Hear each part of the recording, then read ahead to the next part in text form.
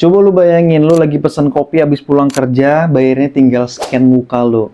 Gila. Terus lu mau mudik perjalanan 1000 km, cuma butuh waktu 3-4 jam. Naik kereta peluru, tanpa ngerasain guncangan sama sekali. Fiksi ilmiah kah ini? No. Ini adalah rutinitas biasa buat anak muda seumuran kita yang ada di Cina hari ini. Gua tahu mungkin denger kata Cina, mungkin yang ada di kepala lu itu kayak barang KW, polusi, atau jokes semua made in China. Tapi guys, realitanya sekarang mereka ngegas ninggalin kita. Literally kayak mereka pakai cheat code ke masa depan. Sadar nggak? 40 tahun yang lalu, ekonomi mereka itu setara bahkan hampir tertinggal lebih rendah dari Indonesia. Orang-orangnya masih pada naik sepeda ontel kemana-mana. Tapi sekarang lo lihat, Roro Jonggrang aja nangis ngelihat kecepatan bangunan infrastruktur mereka. Gila nggak tuh? Penasaran kayak gimana? Gua Maulana, dan di episode ungkap kali ini, kita bakal bedah tuntas secara logis, pakai data tanpa teori konspirasi abal-abal. Kenapa Cina bisa jauh lebih maju dari negara kita? Dan apa yang bisa kita pelajari biar kita nggak cuma jadi penonton aja di masa depan nanti. So, let's go to the ungkap.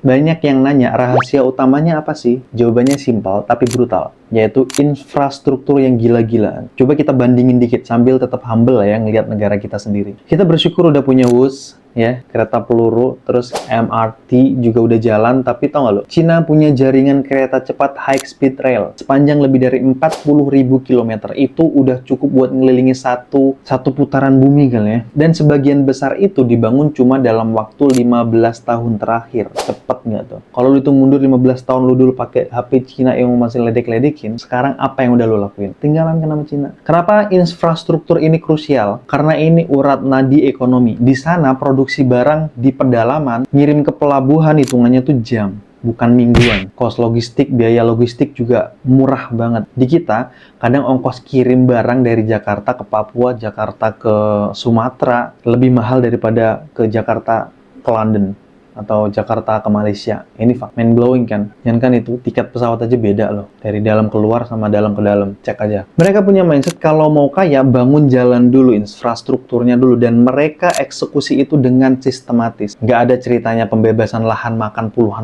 waktu puluhan tahun. Eksekusinya cepet, teknologinya upgrade terus setiap tahunnya. Dulu kita sering ngeledek kalau barang Cina itu, made in China itu gampang rusak. Ya, tapi mereka emang mulai industrinya itu dari fase tukang fotokopi, coy. Tapi ini yang bikin gue respect sama mereka, yaitu mereka nggak stuck di situ aja. Mereka ngelakuin yang namanya reverse engineering. Mereka bedah teknologi barat, pelajari, bikin versi murahnya. Sadar nggak lo? Terus dapet cuan. Nah, cuannya ini nggak dipakai untuk foya-foya beli Rubicon, beli iPhone, tapi diputar lagi buat R&D, Research and Develop. Sekarang coba cek sekeliling lo. Siapa penguasa drone di dunia? DJI dari mana? Shenzhen, Cina. Siapa yang bikin pabrikan Eropa panik karena mobil listriknya yang murah gila-gilaan, tapi canggih? Yap, BYD. Dari mana? Cina. Belum lagi ngomongin algoritma TikTok yang sukses bikin kita semuanya yang ada di negara kita ini, anak-anak muda, semua doom scrolling tiap malamnya. Mereka udah pindah kuadran cuy. Dari factory of the world, pabriknya dunia, jadi innovator of the world. Mereka punya sistem ekosistem supply chain yang paling efisien di bumi. Lo mau bikin startup hardware di Shenzhen, lo butuh komponen apa aja,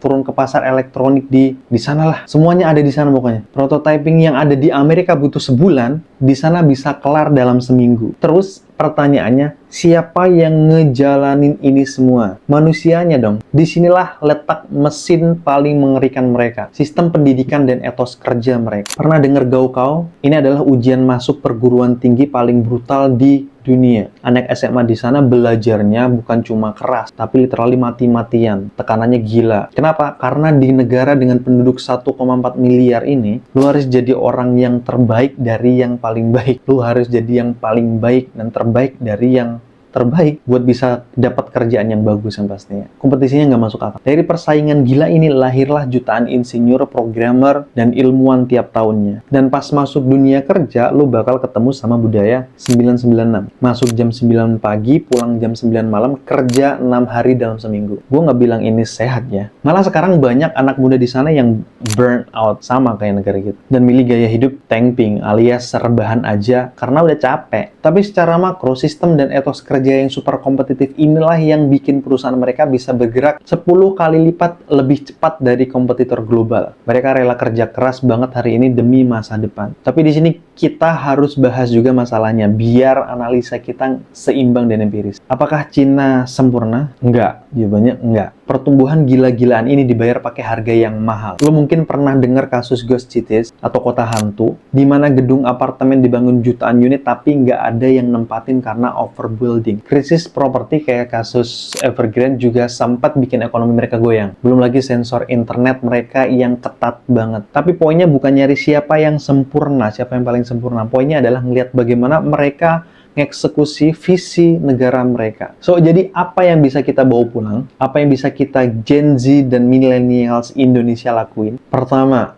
ini penting banget. Berhenti ributin hal-hal remeh di sosmed, sosial media kalian. Serius deh, ini saat negara lain udah ngomongin ekspansi AI, fusi nuklir, dan quantum computing, kita masih aja sering debat kusir urusan yang nggak bikin kita maju. Kedua, kita harus adaptasi mindset investasi jangka panjang. Negara kita punya potensi yang gila banget. Bonus demografi, nikel buat baterai mobil listrik, kreativitas tanpa batas. Tapi semua itu cuma bakal jadi potensi doang kalau kita nggak bangun skill kita sendiri. Aku optimis banget sama Indonesia, kita punya vibes kreatif yang unik, yang mungkin nggak dimiliki sama budaya mereka yang terlalu kaku. Kita tinggal nambahin etos kerja, efisiensi, dan fokus ke inovasi teknologi. Jadi gitu guys, gue pengen denger opini lu di bawah. Menurut lu, mana sih sektor yang paling urgent buat dibenahi di Indonesia biar kita bisa ngejar ketertinggalan kita? Infrastruktur kah, pendidikan kah, atau mindset kah, atau MBG kah? Coba tulis di kolom komentar, mari kita debat sehat pakai logika dan fakta. Dan kalau lu suka video kayak gini, untuk bisa bedah isu sampai ke akar-akarnya, pastikan lu tekan like, subscribe, dan nyalain loncengnya biar lu nggak ketinggalan kalau gue upload video baru tiap. Dan jangan lupa share video ini ke grup WhatsApp keluarga lu atau tongkrongan lu biar